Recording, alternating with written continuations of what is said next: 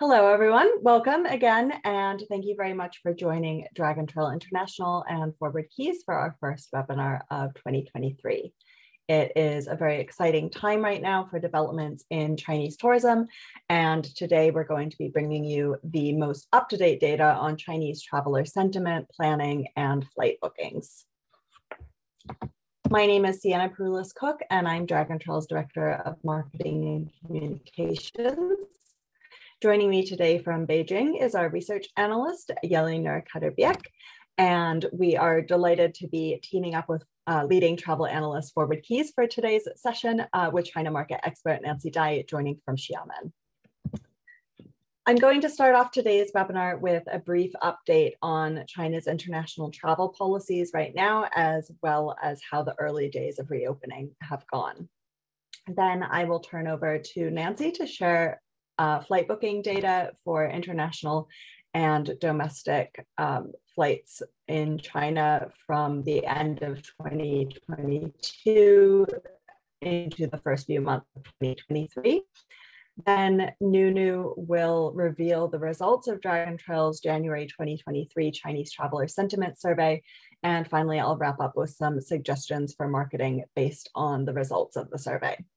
We will be presenting for probably around 40 to 45 minutes today, and after the presentation is over, we will have time for a Q&A session.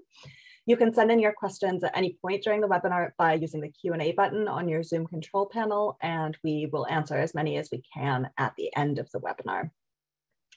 Another thing to note is that we will be sending out a link to a recording of the webinar as well as today's presentation slides to everybody later today. So you'll have all of the materials for future reference.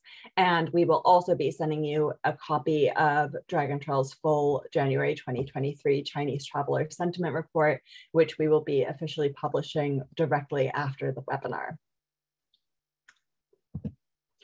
Before we get started, I'd like to give a very quick introduction to Dragon Trail International for any of you who might not know us.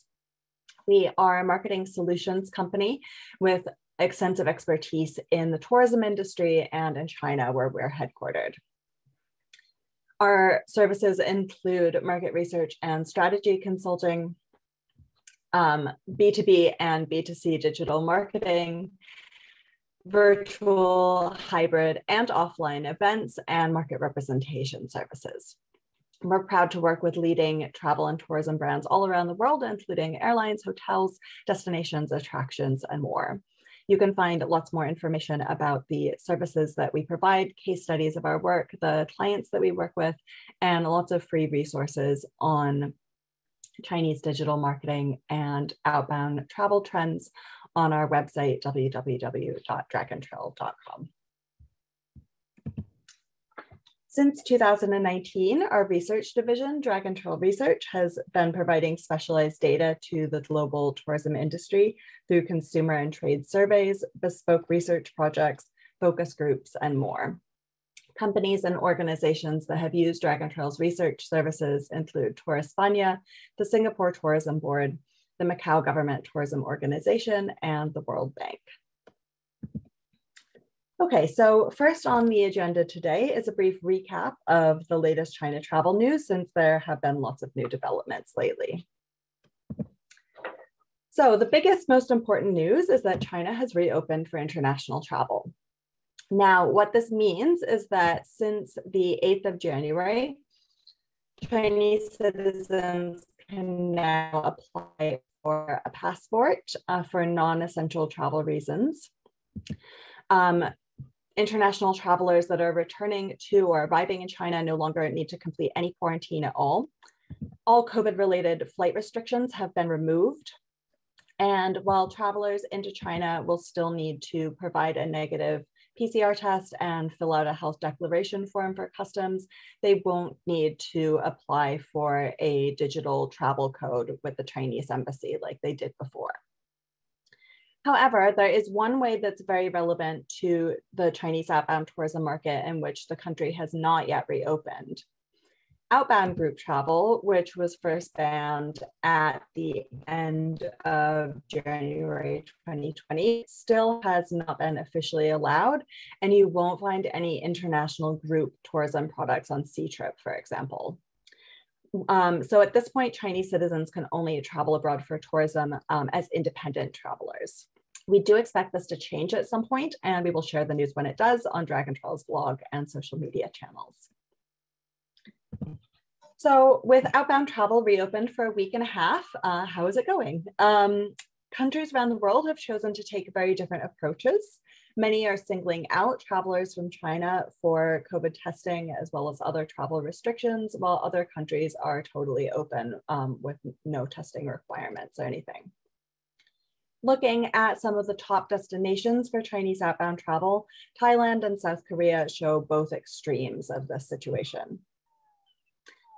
Thailand's deputy prime minister, as well as other government officials, personally met the first plane of Chinese tourists into Bangkok, handing out flowers and gifts and giving a really warm welcome that was seen by millions of Chinese viewers on social media.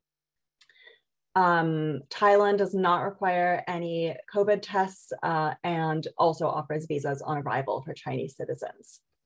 Also big on social media has been the experience of Chinese travelers into Korea, where they were asked to wear yellow cards around their necks, identifying them as travelers from China, and they were met by military personnel who took them immediately to be tested for COVID.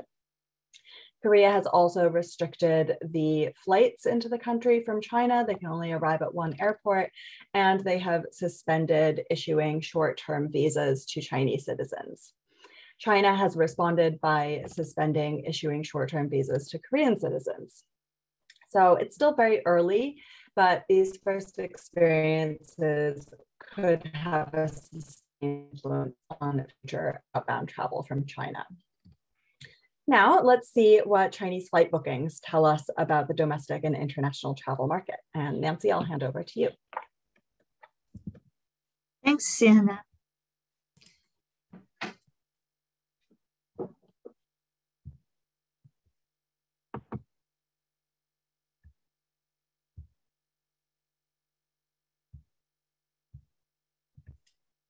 Yeah, can you all see my screen? Yes. Okay, great.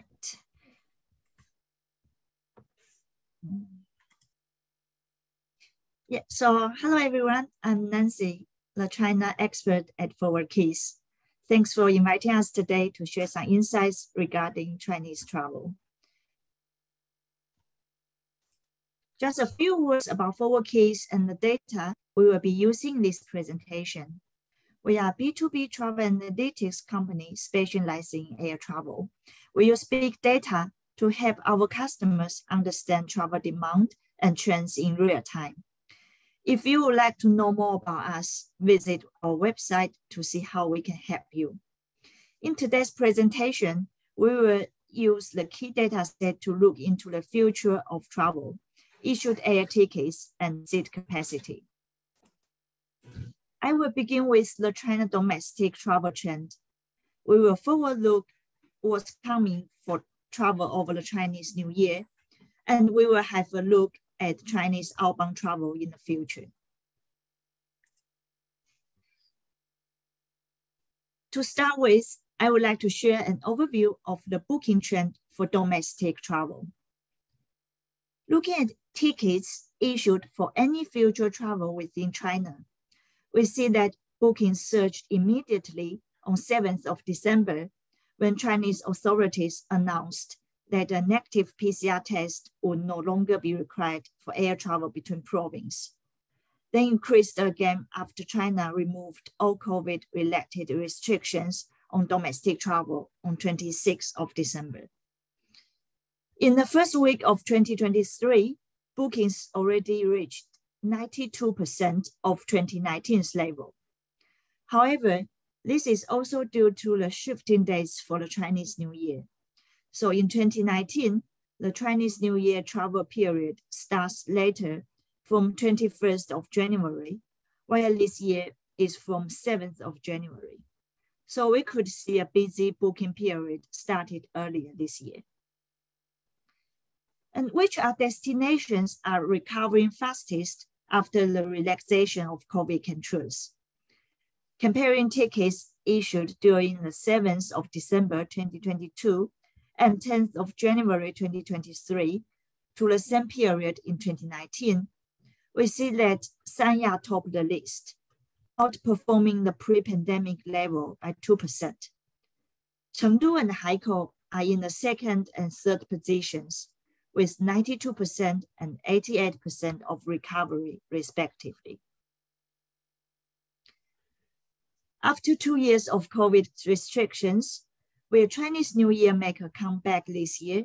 Let's see what the data shows us. We compare flight bookings for the Chinese New Year travel period, the 7th of January to the 15th of February this year versus the relative period in 2019 and last year. So as of 10th of January, bookings are 47% behind pre-pandemic levels, but already 30% ahead last year. The second day and the third day of the holiday, we'll see the departure peak for family trips, with bookings increasing more than 100% on last year's levels. Looking at the most popular domestic destinations by volume of bookings, Beijing and Shanghai remain the top two, with bookings around 50% behind 2019's level. Chengdu is the most resilient destination, with bookings only 26% behind. It jumps to the third place this year from fifth in 2019. Sanya also climbs to a nice position with the 64% recovery. 64% recovery.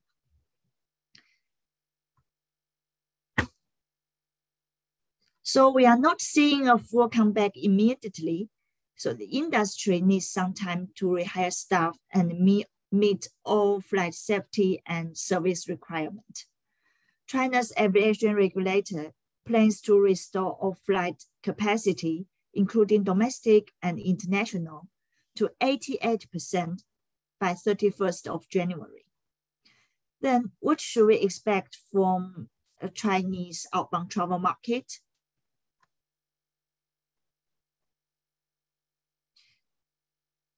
We know that on the 26th of December, China announced scrapping quarantine measures and removing a cap on the daily number of international flights to China. In addition, Chinese citizens can renew expired passports and apply for new ones from 8th of January. All these factors triggered a surge in flight bookings.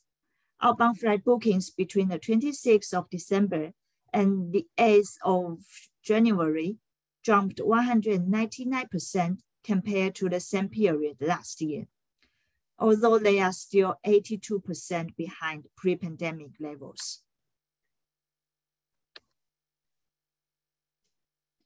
In the 14 days from 26th of December to 8th of January, flight bookings for travel to Thailand jumped by 92% on the previous 14-day period, followed by Cambodia, 83% increase, Macau, 77% increase, Hong Kong, 74% increase, Indonesia, 45% growth, and UAE, 39% growth. All these destinations have relaxed rules for Chinese travelers. Arrivals from China will not be required to provide negative PCR test results, and visa waiver to Indonesia and visa on arrival to Thailand, Cambodia, and UAE make it even easier for travel. Forward-looking air travel in Q1 2023, Asia has been the biggest destination with the 67% share, followed by the Americas at 14% and Europe at 12%. Bookings are still more than 80% behind in all major destination regions.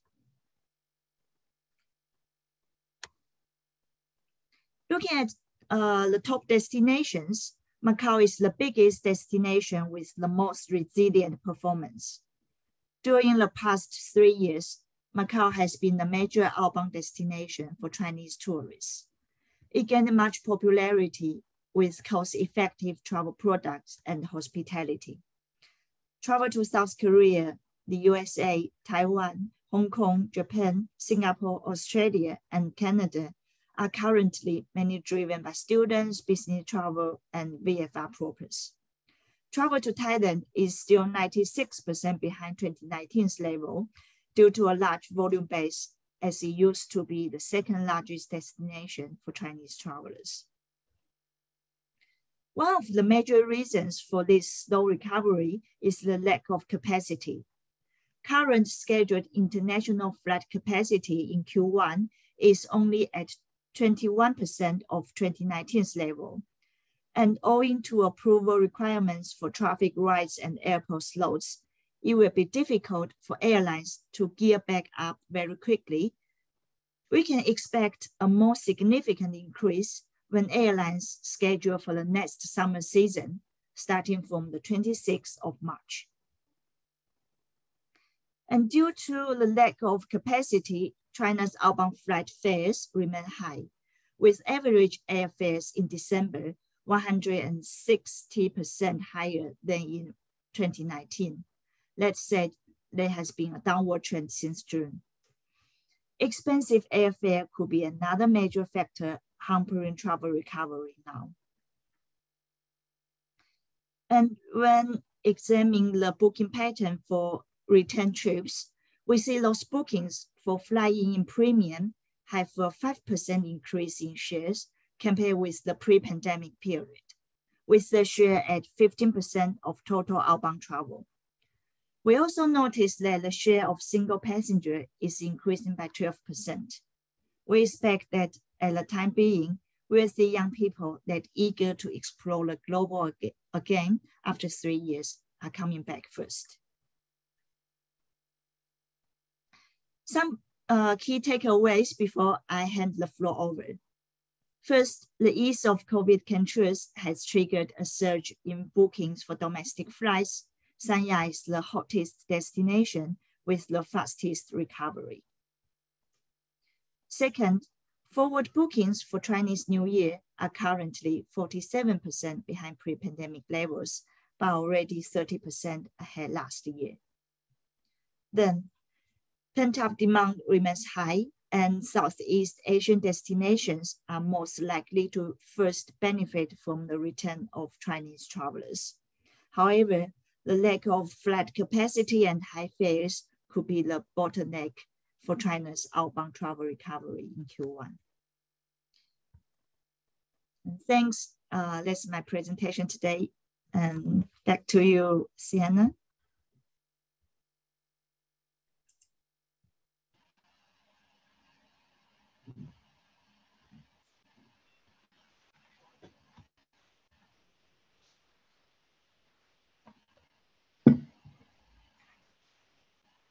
You are muted, Sienna, I think. Sorry, I've been talking and saying thank you so much for sharing such a lot of really interesting and I think very helpful data. So we are now ready to reveal the results of Dragon Trail's January 2023 Chinese Traveler Sentiment Survey, and I'm going to let Nunu do that. Okay, so hi guys, my name is Nunu and I'm the research analyst from Dragon Trail. And this is the 7th Chinese Traveler Sentiment Report conducted by Dragon Trail. We have just done one in last November, but the situation changed a lot since then. So we decided to do a new one to better understand Chinese travelers' attitudes and behaviors now. Then this time the survey was conducted in January and includes response from more than 1,000 mainland Chinese travelers who are interested or experienced in traveling. Of these, around 36% have previously traveled internationally, and the survey sample was controlled to be statistically representative in terms of age and gender, and focused on respondents in first-tier, new first-tier, and second-tier Chinese cities. So the first thing we and most destination may want to know is, now Chinese people can travel freely. So how many of them would like to start an international trip in 2023? More than 30% of survey respondents said they are planning to travel outside mainland China within this year. The remaining 40% either have no plans to travel or just gonna travel domestically.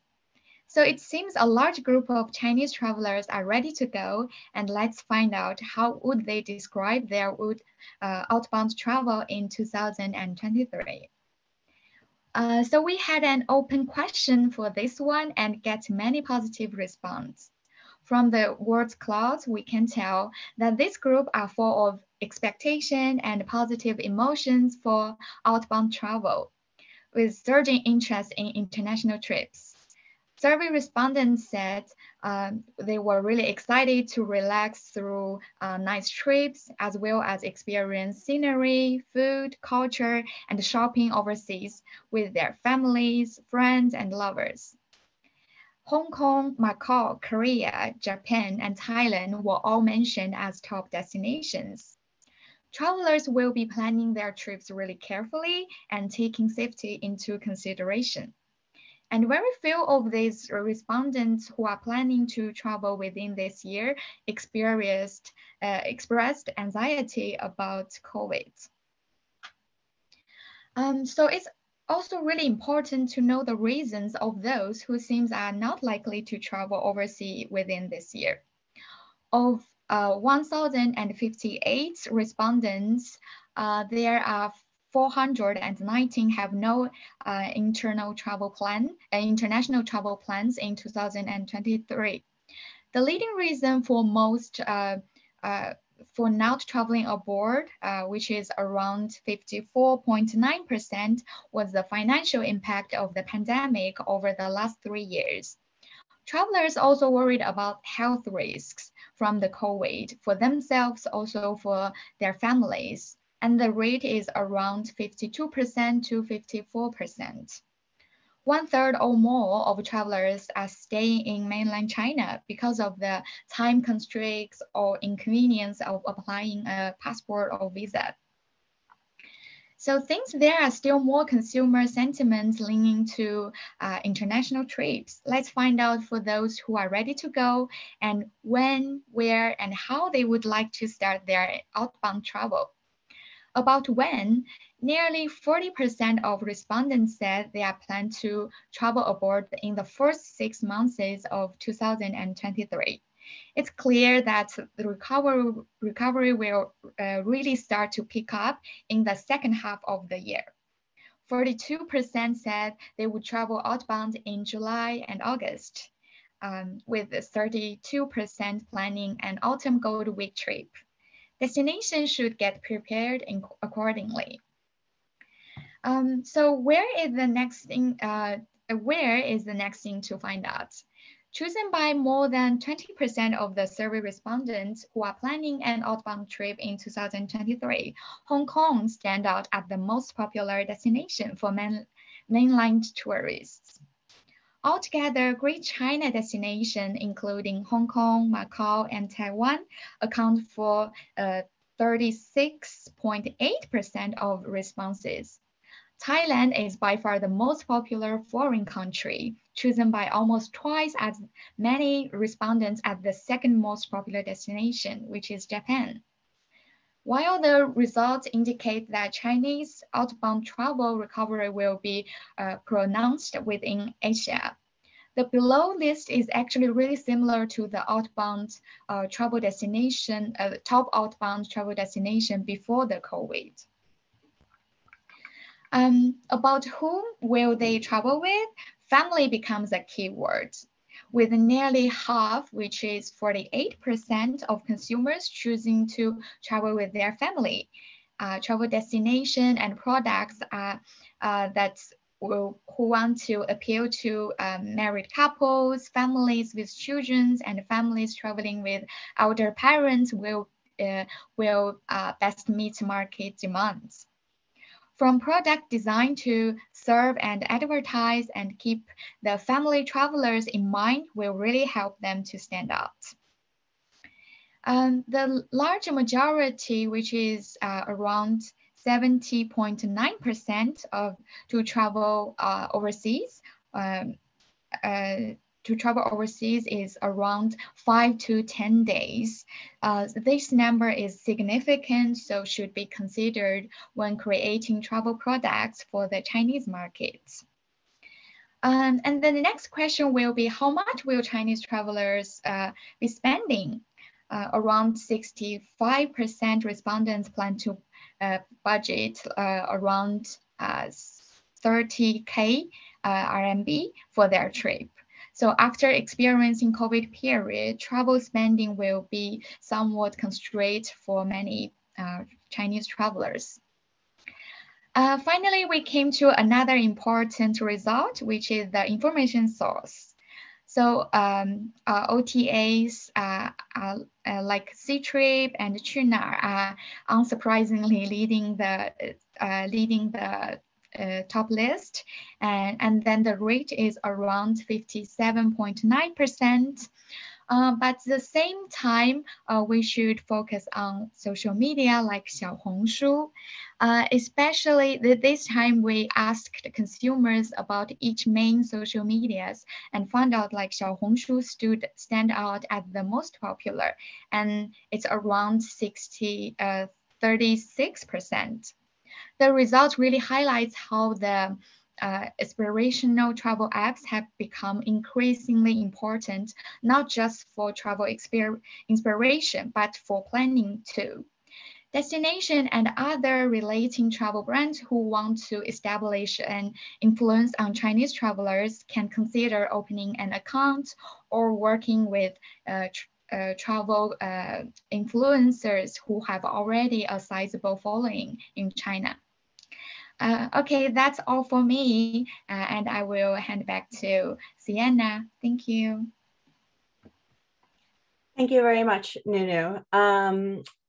So I'd like to remind everyone that we will be sending out quite a lot of materials after the webinar today. One will be a link to a recording of the webinar if you need that. We will also be sharing the presentation slides with everyone. And one more thing that we'll be sending out is the full Chinese Traveler Sentiment Report. However, if you can't wait to read the whole report, it will be published immediately following the webinar on the Dragon Trail website. So you can find it there, or you can wait maybe a few more hours and we will send that to your email.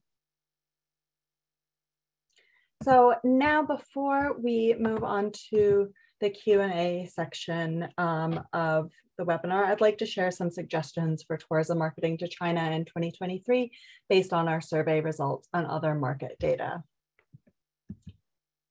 So first off, at this early stage, there is demand for information, and this is especially true for Chinese travel agents as well as for consumers.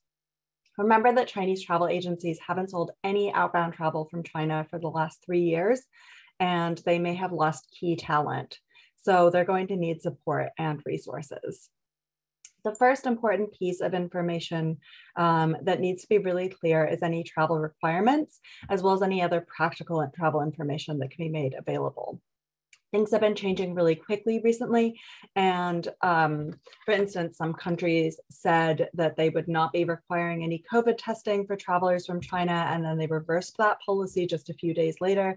So there's understandably some confusion about testing requirements, visas, and other kinds of travel requirements and restrictions. Just to give one example, at the beginning of January, I saw an infographic that was being shared on WeChat that said that Thailand would be requiring COVID testing from the 5th of January. Now, actually, it was that the truth is that the Thai government was meeting on the 5th of January to discuss the question, and they decided not to require COVID testing. But you can see that there is confusion and kind of mixed information that is out there. So any kind of clear, reliable information that can be published officially by tourism boards or through embassies is going to be helpful for Chinese travelers and Chinese travel agents at this point. Next, we have seen from the survey results that there are concerns about destination health and safety. Now, this is something that can be addressed with information provided to the travel trade and also by hosting media, travel trade, or KOL fam trips to let influential people see the situation for themselves and then communicate this to a Chinese audience at home. Finally, it's been 3 years since the Chinese outbound tourism market has been active, and during this time, it's likely that your destination has seen some changes, as there have also been changes within the Chinese travel market itself. So it's important to let consumers and travel agents know what's new and what they can expect from their visit now. Social media is going to be one of the quickest and easiest solutions for travel brands to re-engage with the Chinese outbound market, since most destinations and major brands will already have accounts registered on these platforms. I put together a few examples here of ways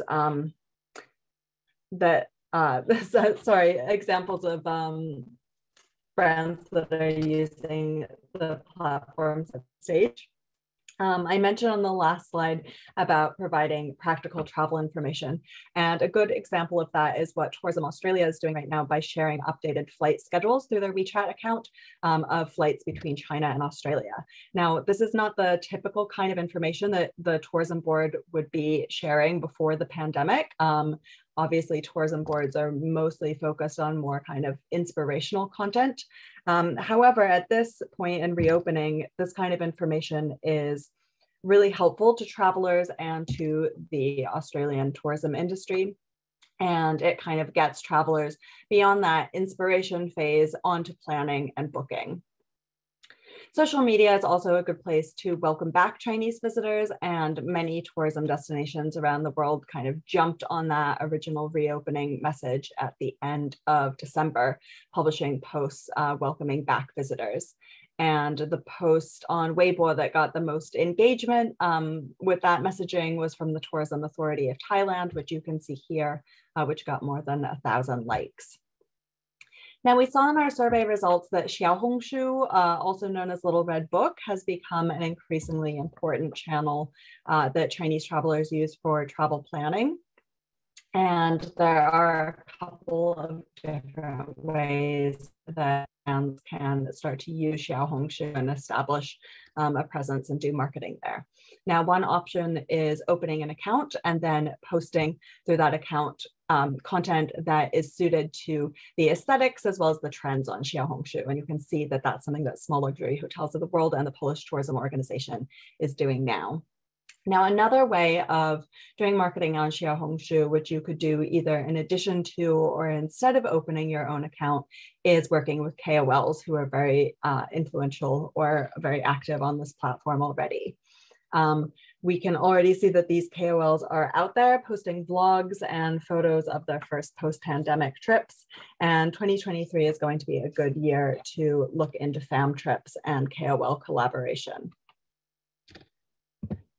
What we saw from our survey results is also that OTAs and travel websites are very important in Chinese travel trip planning. And you can see some examples here of collaborations, campaigns, and media buy that travel brands are doing on those kinds of websites, which is another kind of tactic that we would recommend for 2023. One example is the Four Seasons Bali, which is doing a promotion right now with banner ads on the Kyungyo app. And if you click on those ads, it redirects you to a WeChat mini program where you can book the deal. Then also on Ctrip, we see banner ads and a whole campaign page for travel to Thailand. Ctrip and the Tourism Authority of Thailand have been working closely, and they did a live streaming sales session in the last week. So all of this kind of collaboration is going to help to support the recovery of Chinese tourism to Thailand. Now, this is not explicitly covered in our survey, but especially looking at B2B marketing, 2023 is the year for offline events. After 3 years where you might not have had any face-to-face contact with partners, the travel trade is going to be eager to reconnect in person with meetings, roadshows, trade shows, training sessions, and other events.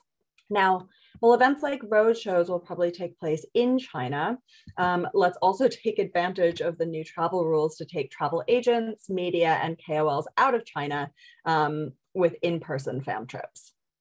While it's advantageous, obviously, in many ways to bring these influential people to visit your destination in person, Dragon Trail has developed ways of running virtual fam trips over the last few years.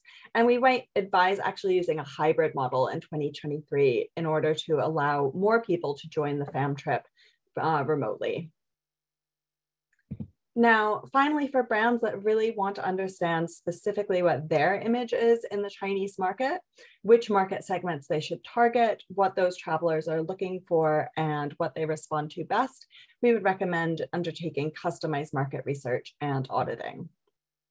Our consumer surveys, like the one we shared today, do offer a big picture look at the market, but more bespoke surveys and research would be needed if you really want to narrow down specific questions and specific views about one country, for instance, or look at a specific industry vertical, such as hotels, or market segment, such as luxury travel or older travelers.